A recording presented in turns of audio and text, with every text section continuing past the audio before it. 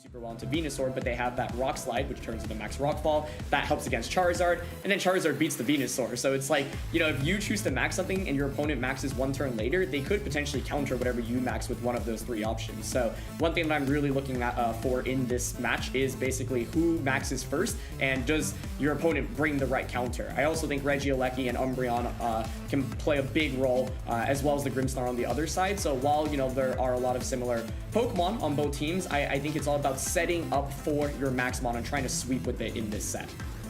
I'm also excited to see progressing into a game 2 and 3. Like you said, it's a big rock, paper, scissors. Who's going to do which, who's maxing first. It'll be really interesting after the first game plays out, how they'll adjust going into game 2, because I feel like it's just mind games all over again at that point. They played a certain way this game, so what do I do to counter? And I don't know, it's going to be really exciting. So that being said, let's get on into this match here. And I think one thing that I definitely have a question mark is how are these Pokemon trained? You know, do they have the same speed stats? Most Charizards and Venusaurs typically will actually end up speed tying in a mirror match like this. Now, there are some slight differences, and we see those differences come out right away with that Regieleki and that Grimmsnarl. Yeah, and then of course as well, these Charizards facing down against each other on each side of the field here. Really excited about these starts here, especially there's a form of like speed control on each side here. You have that Regieleki with that Electro Web, and on the opposing side, you actually have that Grimmsnarl with the Thunder Wave as well, which is be interesting to see what these players opt to go for leading this first turn. Yeah, and I really like the Regieleki lead here just because it's an open team sheet tournament. Francesco most likely knows Yoav's Grimmsnarl can't really stop the Regieleki on turn 1. Speed control is so important in a matchup where both players are using similar Pokemon. So Yoav doesn't want to take any risks and plays a little bit more defensively, switching into that Incineroar to start the game. Charizard opting for Protect just to scout out a little bit. Grimmsnarl opting to set up a light screen instead. The Regieleki is just going to go for that Electro Web there, gaining a little bit of speed control and dropping those Pokemon right down here. Yeah, and I think, you know, good switch by Yoav there. You really don't want to risk your Charizard, especially in front of a Regieleki. You know, Regieleki only gets electric type attacks here, but those are really, really good into Charizard. So Yoav probably doesn't mind the speed drops very much. This Grimmsnarl is actually really essential in getting up those screens, but because I think Yoav's basically going to try to play towards this end game where your Pokemon are just bulkier than Francesco's Pokemon because you have the screens, whereas Francesco doesn't. And now, as you've seen, Yoav has brought in a lot of support Pokemon in that Incineroar and that Grimmsnarl, whereas Francesco has opted for a lot more offensive options, right? Leaving something like that Umbreon back. And so for Francesco, I think it's all about setup. When do you Dynamax, and can you basically swing the momentum into your favor and gain a monumentous lead? Because Yoav's going to definitely play a little bit of a slower game in this match, trying to bait out the Dynamax first. I like the variety that Francesco's brought with the different attackers and stuff too. Can really scout out what Yoav is bringing, what he's doing going into this first match, and can counter appropriately. Regieleki is just going to hit an attack into that Grimmsnarl as the Grimmsnarl fires back with that Spirit Break, bringing that Regieleki way down with that critical hit here. I mean, Regieleki's not the bulkiest Pokemon out there either, but that critical hit, the double critical hit, the huge from Incineroar as well, is going to knock this Regieleki right out of here. Yeah, you certainly don't see double crits happen too often, and like you mentioned, Regieleki isn't exactly super defensive, so I'm wondering if that double up, even without the crits, would have actually picked up the KO. Might have been a little bit close, but U-turn, a really strong option there. I think, you know, if Yoav just stayed in with Incineroar there, went for something like a Fake Out instead, then Francesco's in a really phenomenal position where you bring out Groudon. We know that this Groudon has Swords Dance as well, as we've seen throughout the course of the tournament, and then that's going to be a perfect opportunity to capitalize with the Swords Dance. So Yoav, you know, manages to switch into a position where now the Groudon is threatened. I think one thing that's really important about the dynamic of this mirror match is if either players can get a Swords Dance off with Groudon and then max it, it turns into such an offensive monster, especially because you can actually max Quake for those special defense boosts. And if you get a single special defense boost, that can be really valuable against an opposing Charizard or Venusaur. So Francesco, you know, nice positioning to get that Groudon out. Yoav one step ahead, gets that Charizard to pressure it. Groudon, however, still in a pretty good spot right now. You know, can consider maxing here. Max Rockfall can just eliminate Charizard immediately. Yoav, on the other hand, now has to make the decision. Do you actually end up maxing your Charizard just to go for something like a G-Max Wildfire, or do you want to conserve your max for the last Pokemon? Right, so looks like Yoav is also going to Dynamax. We saw from the selection screen that Francesco was as well, but Yoav firing back with his own Dynamax here is going to be that Charizard, of course, which, if it's not for the Max Sword, it's going to take a big hit from this opposing ground here. But, I mean, moves like G-Max Wildfire, getting them set up is just so valuable, and all the residual damage that will be done turn after turn here. That's a super good point. Yeah, you know, we've seen Colossal dominate the last 2 Players' Cup, and typically, you know, you want to have all 3 turns of your max, but sometimes it's worth it just for that 1 turn of max to get that residual damage off, because it sets you up so well for the end game. Now, Charizard on Francesco's end won't actually take residual damage, but it's still important. And I think the other thing here is if you don't go for a G-Max Wildfire into Groudon, you know, Francesco can Swords Dance, and that'd be really, really tough for Yoav. So I think Yoav feeling the pressure to go for the max here, to go for this G-Max Wildfire, just to get a lot of damage onto it. Sure, Max Rockfall will pick up the KO onto Charizard, but that trade-off, I think, might be actually worth it for Yoav, because otherwise, if you leave Groudon unchecked, and Francesco, you know, made the aggressive play of Swords Dancing, you're in a really, really tough spot afterwards. Big hit onto the ground, bringing it about half health as Francesco fires back with this Rock Fall. Charizard not standing up too well to that and is going to be KO'd, as well as setting the sand here going forward.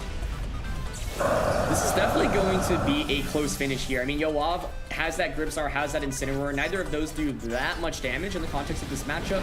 Charizard's going to launch a Heat Wave here for some good damage on a Grimmsnarl, but not enough to actually pick up the knockout now that Sun is no longer around.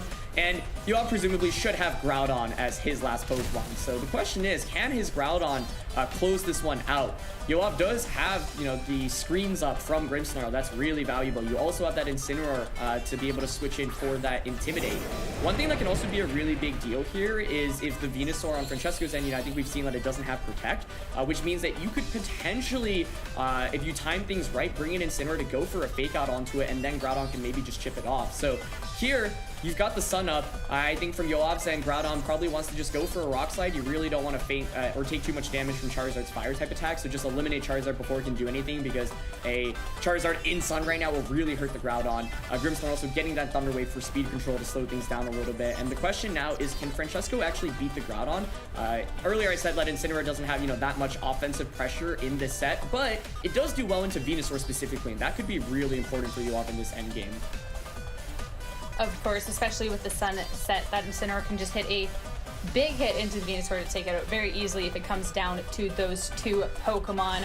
Charizard just opting to go for the Protect here, not wanting to get off. And the Grimmsnarl just going ahead and taking up the opportunity to set up screens here. The Groudon is going to hit a big Max Quake into the opposing Groudon. Not actually that big after screens, only actually doing about a third of health, and really showing how valuable Grimmsnarl can be reducing the damage done. Is it Rock Slide or is it something like Swords Dance? Oh, it's actually gonna be that Swords Dance. That's such a fantastic call on Yoav's end, because it punishes the Charizard Protect so heavily. And like you mentioned, Sierra, the Groudon doesn't even take that much damage from Max Quake just with that Reflect Up alone. And so, that's such a phenomenal Swords Dance now, because you can just go for Rock Slide knowing that the Charizard protected now. Groudon's not even able to do that much damage into the opposing Groudon. Yoav can still, you know, switch out Grimmsnarl into Incineroar. Maybe you conserve it just because you want Grimmsnarl to faint here, get that free switch into Incineroar. I think a switch here could be fine though, because you already have that Reflect Up. You're gonna get it Intimidate into Groudon, and so unless Francesco crits with the Max Quake, I think then you're gonna be in really good shape even with that Incineroar switch in, even if they target it. So that's such a good Swords Dance there. Francesco trying to bait out the Rock Slide and just get damage onto Yoav's Groudon. Yoav says, hey, I don't really need to worry about the Charizard as much because I'll have Light Screen and Reflect Up, and if you protect on Charizard, puts the Groudon in a game-winning position. So fantastic call by Yoav there, and he is going to make that switch into Incineroar to get that Intimidate off. Of course, Incineroar hitting the field again. And, I mean, Incineroar is not going to take too much damage from this Charizard anyway, and Groudon we saw targeted into Yoav's Groudon anyways with this Max Quake. And see how much it's doing this time around.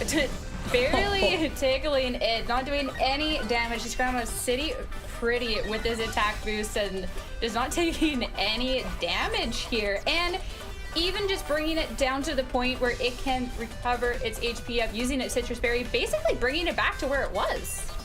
Ooh, Groudon dodges the Rock Slide, but that's not the right one. Charizard ends up getting hit by it, and This is exactly what I was saying earlier. Right now, you've actually managed to get Incineroar out on a turn where Francesco is forced to bring out that Venusaur, and without Protect on that Venusaur, you can actually just go for a safe Fake Out onto it and a Precipice Blades on the Groudon. So Yoav timing this really, really perfectly. The Citrus Berry on Groudon also shows why he was confident to make that Swords Dance play, right? He had already set up the Light Screen in the beginning of the game. You just get Reflect Up that turn, and with those two, you can actually probably survive a combination of the Max Quake and the Heat Wave from the Charizard anyway.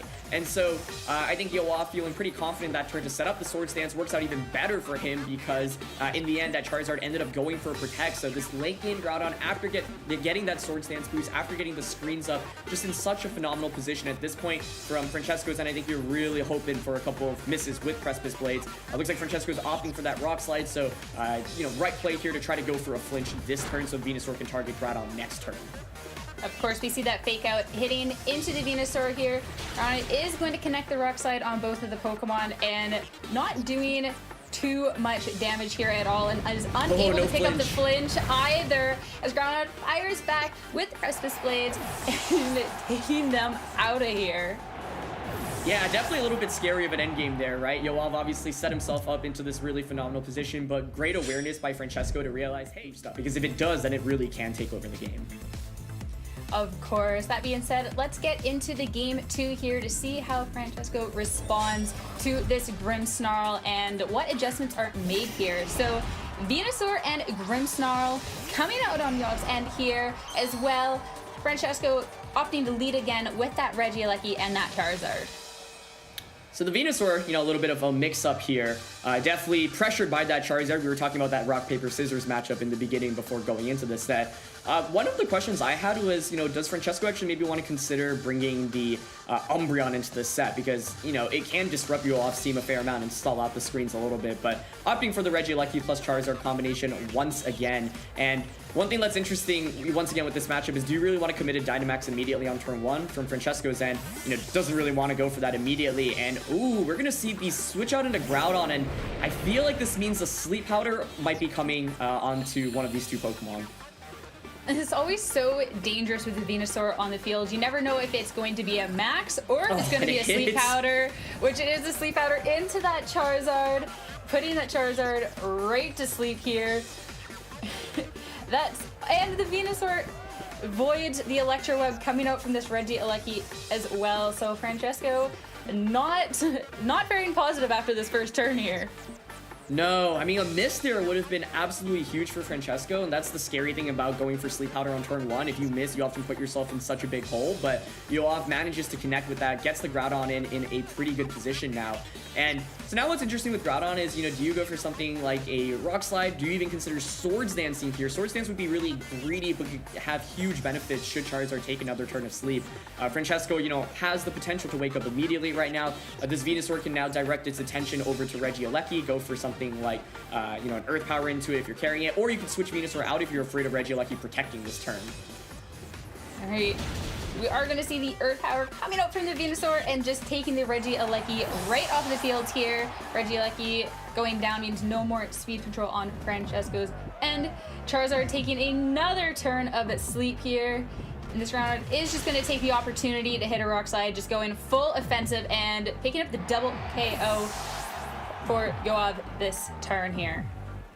Yeah, and so this is why, you know, a lot of players going into this tournament had hard counters to Venusaur. We've seen stuff like a Lumberry Charizard, for example, but Francesco's Charizard here not being Lumberied.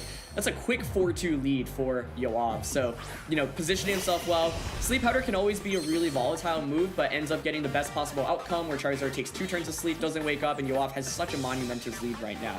It's definitely not over, though. I think Groudon and Venusaur can definitely pull off a comeback from Francesco's end, especially when you have something like Swords Dance and Sleep Powder. There is definitely an opportunity to still, you know, pull off a comeback right now. But for Yoav, I mean, those first 2 turns basically played out as perfectly as possible. You have the same 2 Pokemon as your opponent right now, but you still have that Grimmsnarl on the back instead of screens, and a 4th option in the back for Yoav as well. So Francesco looking at that Weather Ball, it looks like, to potentially to try to just do as much damage into Venusaur that might actually just pick up the KO if Venusaur does not go for the Gigantamax this turn. I like the Protect on Groudon as well, because if Groudon doesn't protect, Venusaur maxes and goes for that Vine Lash, Groudon will probably just faint.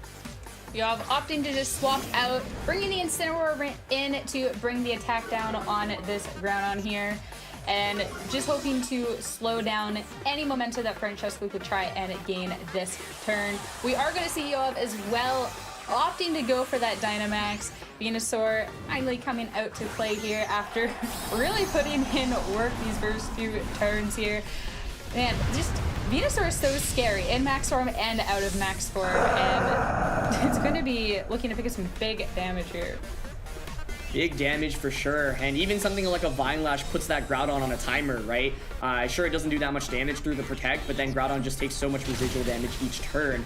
There is that Weather Ball, and it does a sizable amount. Francesco's Venusaur did go first there, so I'm not sure if it's going to be a speed tie between these two Venusaurs, but if it's not a speed tie, and you just outspeed, you can just KO the next turn with something like a Weather Ball. You can even max the Venusaur now, but, you know, Francesco making the correct play there to protect and go for that Weather Ball. I think one other option is maybe you just go for Sleep Powders and target everything around the Venusaur, but definitely feeling the pressure from a potential Gigantamax Venusaur. That being said, Yoav does get the Incineroar out right now, right? So that pressure is with Fake Out. Francesco actually smartly didn't go for a max last turn, so now you have to kind of play the mind game, like who do you think is going to max? But the main thing I'm watching out for here is the interaction between the Venusaurs, because if Francesco's Venusaur goes second, Yoav can just knock out the Groudon, and that blows any comeback potential away. If Francesco is actually able to knock out the Venusaur first, and you get this Swords Dance off with Groudon, Venusaur and Groudon from Francesco can definitely pull off the comeback. So I think this is a really, really critical turn. Who does Venusaur on Yoav's end target, and which Venusaur moves first in this position? We're about to find out here, as Francesco, of course, going for that max. I mean, if it's a speed tie here, this is going to be really, really basic, but I mean, you have to play it to what you can here, and it's all going to be coming down to this Venusaur, and let's see who moves first here. Oh, it's Yoav's Venusaur! Oh, was a speed tie there in the end.